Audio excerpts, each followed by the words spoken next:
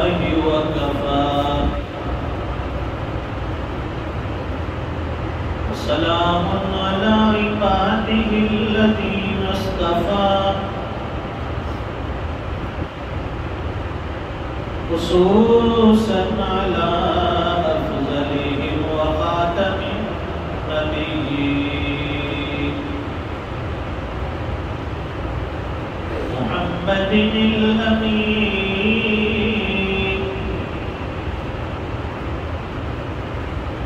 وعلى آله وصحبه أجمعين. أما بعد فأعوذ بالله من الشيطان الرجيم. بسم الله الرحمن الرحيم.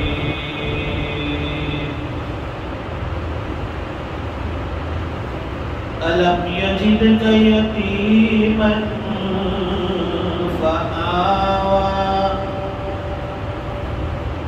صدق الله العظيم. اللهم صل على سيدنا ومولانا محمد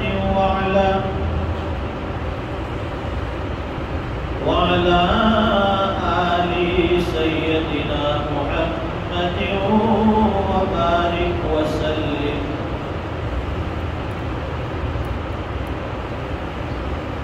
بزرگوں اور دینی بھائیوں،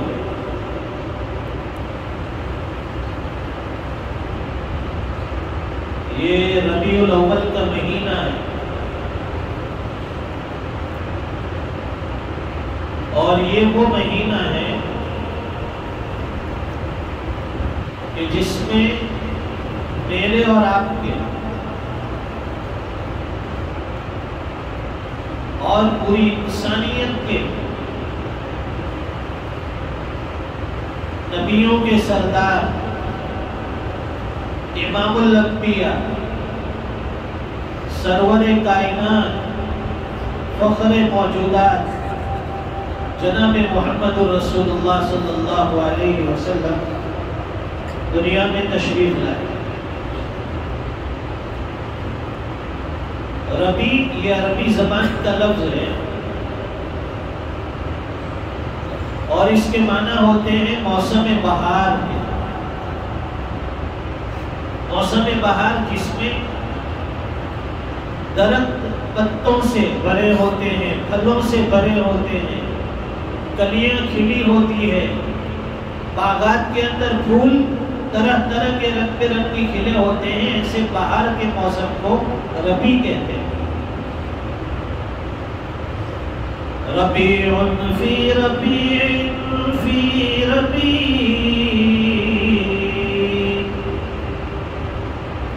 نور فوق نور فوق نور. ایک تو موسم بہار اور پھر اس میں بھی جناب محمد رسول اللہ صلی اللہ علیہ وسلم کا دنیا میں تشریف لانا، تو بہار ہی بہار ہے دنیا والوں کے لیے. اسی مہینے میں حضور دنیا میں تشریف بھی لائے اور اسی مہینے میں دنیا سے تشریف بھی لے گئے.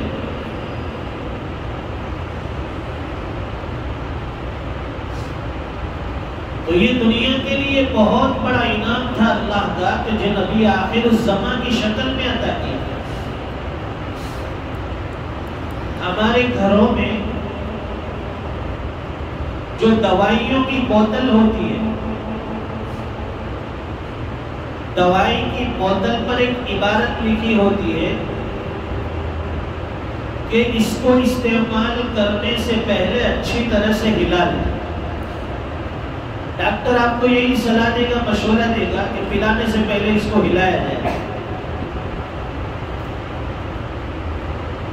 جب ہلایا جائے گا تبھی آپ کو فائدہ کرے گی. اللہ کی بھی یہ سنت ہے کہ جب کسی بندے کو نوازنا ہوتا ہے، کسی کو کوئی انعام دینا ہوتا ہے، تو انعام دینے سے پہلے اسے آزمایا جاتا ہے، اچھی طرح سے ملایا جاتا ہے۔ اس کی دلیل قرآن کریم میں موجود ہے۔ اللہ فرماتے ہیں وَإِذِ ابْتَلَىٰ إِبْرَاهِيمَ رَبُّهُ بِكَلِمَاتٍ فَأَتَمَّهُنَّ۔ یاد کرو اس وقت کو جب اللہ تعالیٰ نے حضرت ابراہیم علیہ السلام کو چند باتوں میں آزمایا، سو انہوں نے اس کو پورا کر دکھایا، وہ کامیاب ہو گئے۔ فَأَتَمَّهُ، انہوں نے اس کو پورا کر دیا۔ فَأَتَمَّهُ، اس کا مطلب ہے مِئَةٌ فِی الْمِئَةِ، 100 میں سے 100% کامیاب ہو گئے حضرت ابراہیم علیہ السلام۔ مسلسل آزمائشیں، مسلسل امتحانات، اور اس کے بعد اللہ تعالیٰ نے ایک بڑی کامیابی اِنِّی جَاعِلُکَ لِلنَّاسِ اماما، حضرت ابراہیم علیہ السلام کو امام الناس بنایا، لوگوں کا امام۔ پہلے آزمایا خوب، امتحانات لیے، اور اس کے بعد انعام دیا، انی جاعلک للناس اماما، لوگوں کا امام بناتا ہوں ابراہیم آپ کو۔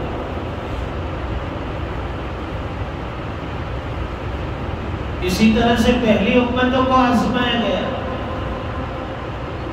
طرح طرح کے حالات آئے، آزمائش آئی، اس کو قرآن کریم کہتا ہے هنالک ابتلی المؤمنون وزلزلوا زلزالا شدیدا۔ ایک جگہ اللہ فرماتے ہیں مَسَّتْهُمُ الْبَأْسَاءُ وَالضَّرَّاءُ وَزُلْزِلُوا، کہ انہیں تب دستی نے، مفلسی نے، اور ان کو حالات اور مصیبت اور تکالیف نے آزمایا، ان کو پہنچی تکلیف مصیبت۔ حَتَّى يَقُولَ الرَّسُولُ وَالَّذِينَ آمَنُوا مَعَهُ مَتَىٰ نَصْرُ اللَّهِ، یہاں تک کہ رسول اور ایمان والے پکار اٹھیں کہ اللہ کی مدد کب آئے گی۔ اتنا آزمایا۔ هنالک ابتلی المؤمنون وزلزلوا زلزالا شدیدا۔ صحابہ کرام کے ساتھ بھی یہی حالات پیش آئے، ان کو بھی آزمایا گیا، سخت طریقے سے جھنجھوڑا گیا۔ جب انہیں آزمایا گیا، آزمائش میں کامیاب ہوئے، تو پھر اللہ نے انعام دیا، رضی اللہ عنہم ورضوا عنہ، اللہ ان سے راضی ہو گیا اور وہ اللہ سے راضی ہو گئے۔ امتحانات آتے ہیں، آزمائشیں آتی ہیں، جب بھی انعام ملنا ہوتا ہے تو پہلے امتحانات۔ دنیا کو سب سے بڑا انعام دینا تھا، اللہ تعالیٰ دنیا میں اپنا آخری اور اپنا لاڈلا اور چہیتا نبی دنیا میں بھیجنے والے ہیں۔ یہ کوئی معمولی انعام نہیں تھا، اس کے لیے آزمائشیں بھی ہوگی، امتحانات بھی ہوگی۔ اللہ کے نبی کو دنیا میں بھیجنے سے پہلے اللہ تعالیٰ نے آپ کے قریبی رشتہ داروں میں سے 3 لوگوں کو آزمایا۔ پہلی آزمائش آئی دادا عبد المطلب پر، دوسری آزمائش آئی آپ کے والد بزرگوار حضرت عبداللہ پر، اور تیسری آزمائش آئی آپ کی والدہ بی بی آمینہ پر۔ حضرت عبد المطلب پر آزمائش، والد حضرت عبداللہ پر آزمائش۔ عبد المطلب کے کئی بیٹے تھے، اور اس وقت جب وہ وہاں مکہ مکرمہ میں آباد تھے، وسائل کوئی نہیں ہے، پانی کا کوئی معقول انتظام نہیں ہے، نہ پینے کے لیے پانی تھا نہ جینے کے لیے پانی تھا۔ عبد المطلب کو پتا تھا کہ یہاں بیت اللہ کے قریب پانی کا ایک کنواں جسے زمزم کہتے ہیں، یہاں زمزم موجود تھا کسی زمانے میں۔ وہ اکیلے کھودنے لگے، پانی تلاش کرنے لگے۔ کوئی انہیں بیوقوف کہتا تھا، کوئی انہیں دیوانہ کہتا تھا، لیکن یہ عبد المطلب یہ پانی تلاش کرتے رہے، اکیلے اکیلے کھودتے رہے، جگہ جگہ سے کھدائی کی، کامیابی نہیں ملی۔ پھر عبد المطلب نے ایک مرتبہ منت مانی، نظر مانی کہ اگر مجھے وہ پانی کا کنواں یعنی زمزم کا کنواں مل گیا تو اپنی اولاد میں سے ایک بیٹے کو اللہ کے نام پر قربان کر دوں گا۔ اب انہوں نے یہ نظر مانی اور کھودنا شروع کیا۔ دیکھتے ہی دیکھتے اچانک ایک جگہ سے وہ چٹان نکلی جو کنویں کے اوپر، کنویں کے منہ کے اوپر رکھ کر اسے بند کیا تھا۔ جیسے ہی اسے توڑا گیا کہ اندر سے وہ زمزم کا کنواں نکل آیا۔ اہل مکہ خوش ہو گئے، ہمارے سردار نے پانی تلاش کر لیا، لوگوں کی آبادی کے لیے آسانی ہوگی، لوگ یہاں آسانی سے آباد ہوں گے۔ اب چونکہ عبد المطلب نے یہ نظر مانی تھی کہ اپنی اولاد میں سے ایک بیٹے کو اللہ کے نام پر قربان کرو، اب کسے قربان کیا جائے؟ تو قرعہ ڈالا گیا، وہ چٹھی بنا کر ڈالی گئی، قرعہ ڈالا۔ اتفاق سے نام جو سب سے چھوٹا بیٹا تھا عبداللہ، اور اپنی اولاد میں سب سے زیادہ خوبصورت بھی وہی تھا۔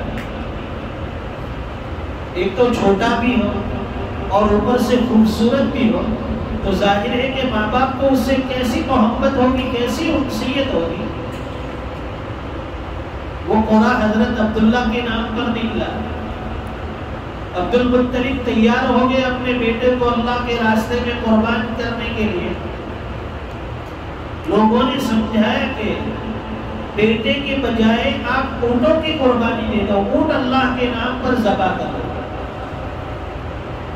ایک طرف 10 اونٹ رکھے گئے، دوسری طرف حضرت عبداللہ کو رکھا اور قرعہ ڈالا، چٹھی انہوں نے ڈالی۔ اتفاق سے نام حضرت عبداللہ کے نام پر ہی نکلا۔ پھر 20 اونٹ کیے، پھر چٹھی ڈالی، حضرت عبداللہ کے نام پر نکلی۔ 30 اونٹ کیے، 40 کیے، 50 کیے، یہاں تک کہ ایک طرف 100 اونٹوں کو رکھا گیا، دوسری طرف حضرت عبداللہ۔ اس مرتبہ جا کر چٹھی اور وہ قرعہ اونٹوں کے نام پر نکلا، حضرت عبداللہ کے بدلے 100 اونٹوں کو قربان کیا گیا۔ یہ دوسری آزمائش۔ اب تیسری آزمائش آپ کی والدہ بی بی آمینہ کے اوپر آئی۔ وہ اس طرح سے کہ عبد المطلب نے اپنے بیٹے عبداللہ کے لیے، اس کے رشتے کے لیے مدینہ منورہ کے خاندان وہاں سے رشتہ لیا اور اپنی بہو کو وہاں سے لے کر آئے، یعنی بی بی آمینہ۔ حضرت عبداللہ اور بی بی آمینہ جو ہمارے نبی کے والدین ہیں، ماں باپ ہیں، ان دونوں کی نئی نئی شادی ہوئی اور ابھی صرف 6 مہینے گزرے تھے شادی کے۔ 6 مہینے گزرے، وہاں مکہ مکرمہ سے تجارتی قافلہ تجارت کی غرض سے ملک شام جا رہا تھا۔ حضرت عبداللہ نے سوچا کہ چونکہ میری بھی شادی ہو گئی ہے، مجھ پر بھی اب کچھ ذمہ داری ہے، میں بھی اس تجارتی قافلے کے ساتھ تجارت کی غرض سے سفر کر لوں، اس میں سے جو کچھ بچے گا گھر کی ضرورت کے لیے کام آئے گا۔ یہ نیت کر کے وہ سفر پر روانہ ہو گیا۔ ظاہر ہے یہ کوئی آسان نہیں ہوتا، نئی نئی شادی ہو، 6 مہینے ہوئے ہو اور ایک دم سے جدا ہونا، وہ اس زمانے کا سفر کوئی 2-5 دن، ہفتے، عشرے، 15 دن کا نہیں، مہینوں کا سفر ہوتا ہے۔ ایک مرتبہ سفر کے لیے روانہ ہو گئے، واپسی کب ہوگی اس کا پتہ نہ جانے والے کو ہوتا ہے نہ گھر پر رہنے والے، ایسا طویل سفر۔ حضرت عبداللہ سفر کے لیے روانہ ہو گئے۔ اب یہاں نئی نئی دلہن، ابھی شادی ہوئی، اس کے لیے کتنا مشکل ہوگا اپنے میاں کو چھوڑنا، اپنے شوہر کو چھوڑنا۔ سفر کی غرض سے حضرت عبداللہ روانہ ہو گئے، مکہ مکرمہ سے مدینہ منورہ، وہاں سے پھر ملک شام،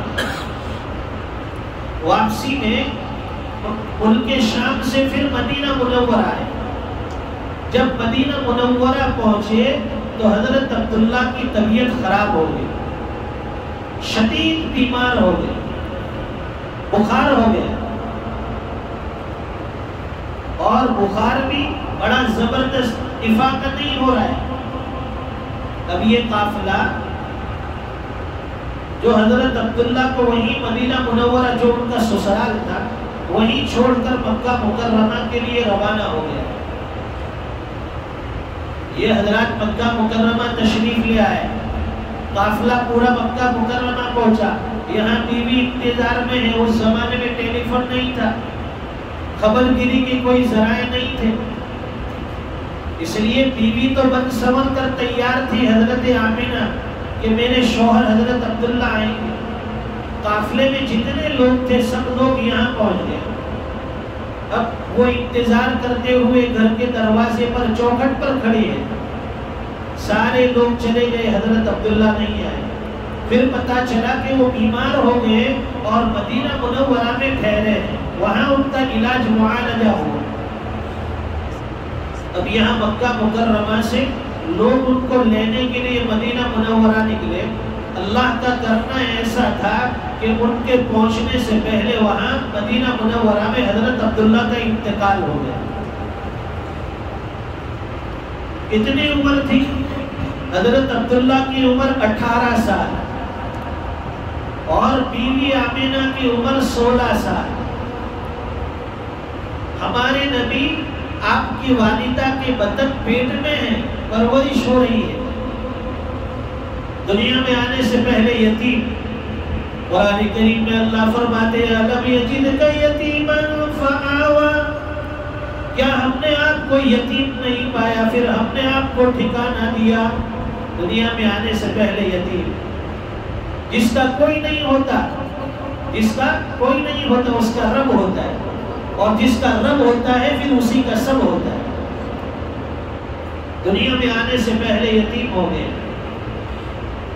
بی بی آمینہ پریشان ہے،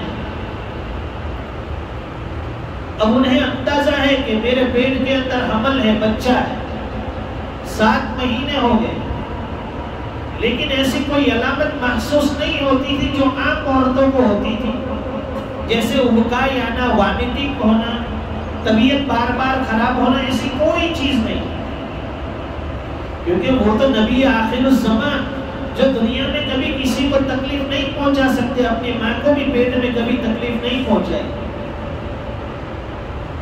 لیکن یہ بات یقینی تھی کہ پیٹ میں بچہ پرورش پا رہا ہے۔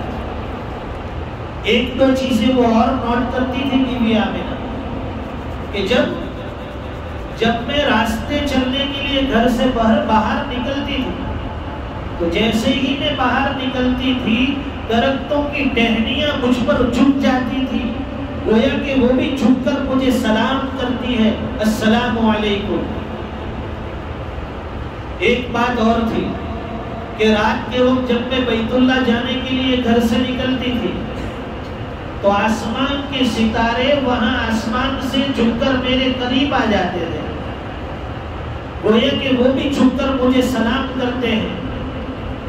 یہ سب نبی آخر الزمان کی برکت ہے۔ اور ایک بات اور تھی، فرماتی ہے کہ جب بھی میں پانی بھرنے کے لیے زمزم کے کنویں پر جاتی، وہ پانی چونکہ نیچے ہوتا تھا، گہرائی میں ہوتا تھا، اسے کھینچنے کے لیے ڈول اور رسی کا استعمال کرنا پڑتا، لیکن جب میں پہنچتی تھی کنویں کے پاس پانی سیدھا اوپر کنارے کے اوپر آ جاتا تھا، مجھے ڈول رسی ڈالنی نہیں پڑتی تھی، میں اوپر سے پانی بھر لیتی تھی۔ اور یہ بات اتنی مشہور تھی کہ مکہ کی دوسری عورتیں بھی مجھے پکڑ کر کنویں کے سامنے کھڑا کر دیتی تھی کہ آمینہ تم یہیں کھڑی رہو، اگر تم ہٹ جاؤ گی تو یہ پانی نیچے چلا جائے گا۔ یہ میرے محبوب صلی اللہ علیہ وسلم کی برکت ہے۔